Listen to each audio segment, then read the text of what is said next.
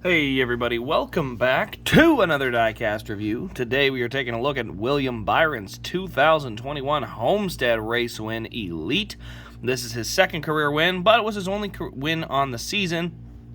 Probably had one of the more successful seasons of drivers last year, probably top 5 or 6, but just couldn't get that checkered flag too many times. So, but yeah, we're gonna go ahead and take a look at it here. We haven't taken it out of the box yet, so let's start with our box.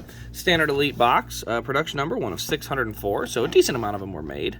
You see we still got that black honeycomb and like silver Elite logo box, so same thing we've had since 2018. Nothing really changes. The flap obviously is a little different because they changed how it opens this way, but yeah, outside of that, not a ton of new changes. Oh, look at that. All right, let's see here. I think I'm missing the sticker yet. You know what? This time I think we're going to pull all the inserts out. Okay.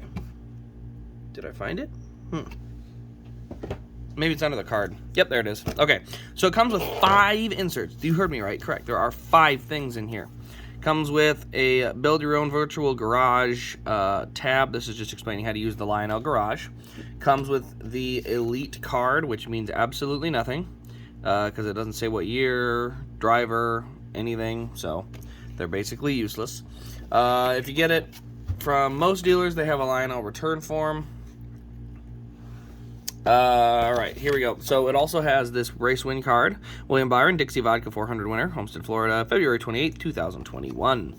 And here you can see, time of the race, 3 hours, 12 minutes, and 45 seconds. Started 31st on the day. Led 102 laps, so led a good chunk of that race. Won by 2.777 seconds. And, yeah, it was a second career win for him, so... he wasn't the fastest car at the end of the race. It was definitely not William Byron. It was definitely going to be... Tyler Reddick that could have chased him down, but at the end of the day, he got in position, stayed in position, and didn't let it go. So that's how that's how you win races. Also does come with the winner sticker here, the black and white winner sticker. Returns for 2021. All right, so let's go ahead and get into the car here. As you can see, I pulled the top off where the antennas are at. I need to pull the screws out and start taking a look at it. Alright, so I'm pulling the screws out right now. It doesn't take too long. Luckily, these are not like stuck in there with that stuff that they use for energy drinks where it'll like get stuck to the base.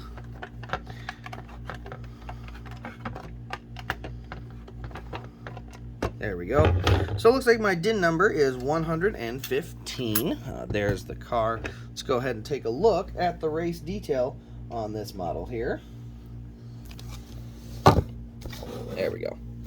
Alright, so as you can see, we've got our good Axalta paint scheme. I really enjoy this paint scheme. It's the matte black with the red, yellow, green, and blue marks around it. It's awesome for William that he got his own unique Axalta scheme that, where he doesn't have to use all Jeff Gordon's old designs and concepts.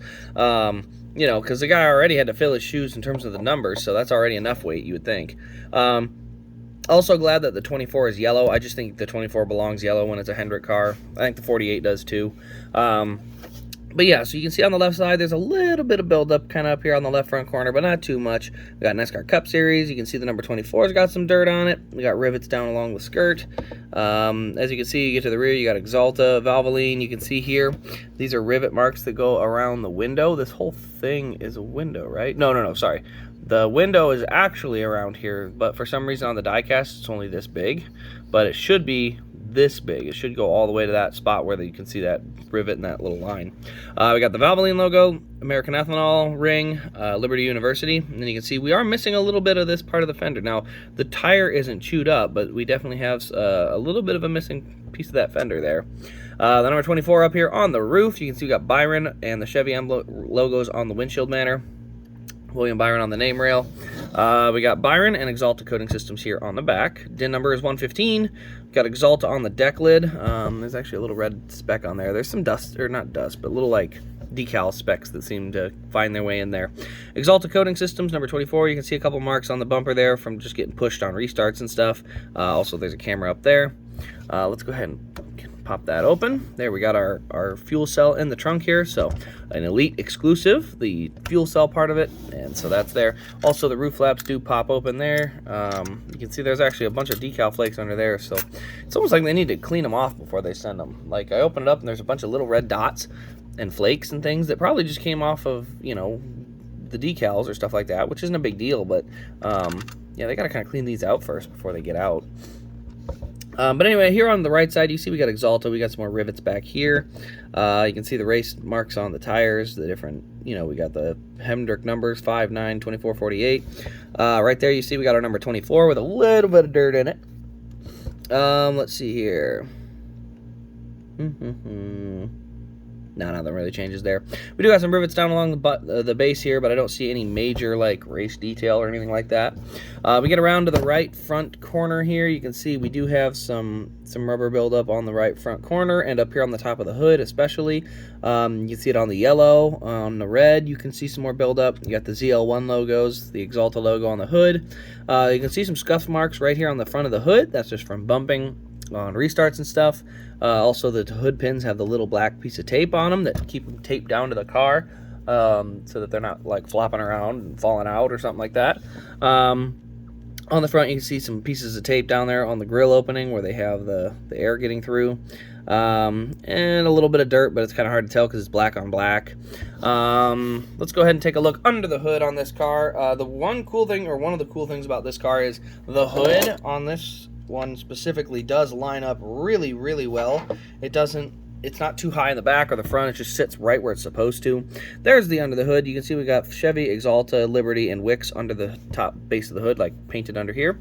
And then in here is where we have the engine detail. We got that gold alternator. You can see a belt. We've got silver engine block, silver valve covers, the air filter container up top there, radiator up front. So definitely could have some more detail, especially when you're comparing it to like a 2007 Elite per se. I have one on the desk here because I was literally fixing one the other day on earlier today on stream. But you can see that's our engine detail difference. So we need more of this, less of this. You know what I'm saying? So I'd love to get more of that, but, you know, I'll take what I can get for now. In the back, we do have a functioning rear suspension. You can see the full component movement there, so it does spin, and both wheels do have the ability to kind of move. Front wheels are opposable and also do have a little bit of wiggle, but generally not as much. Can be lowered if needed. You can see we do have the black tailpipes here, and then we got our transmission line, or transmission here, with the drive shaft and stuff down in there. So overall, I would say this is, because it's a good paint scheme, it's going to make it into the just at the average category for race wins. Obviously, as a Byron fan, it's going to be higher because it's, you know, your favorite driver and stuff. But just as an objective, like, how good a raced version is this, I'm going to put it right at 5. The race detail, I would only put it like a 1 or a 2. There is very little race detail on this car. But that being said, the paint scheme is a very nice paint scheme to win in. It's not like you won in the Liberty scheme where you're like, ew, just the scheme's not great and the race detail is not great. At least we do get a really nice paint scheme with this one. As I said, one of my favorites from 2021, so I definitely don't mind the raced version because of the fact that he won in this paint scheme. But as I said, the race detail, if I had to give it a 1 out of 10, I'd be putting it at the 1 or 2 level. You know, very, very little to do. I would maybe put it at a 2. 1 would be like a Daytona dual race where there's like literally no detail. This would be a 2 because there's a tiny bit of detail up front and a tiny bit on the back, but outside, no really good markings or anything like that.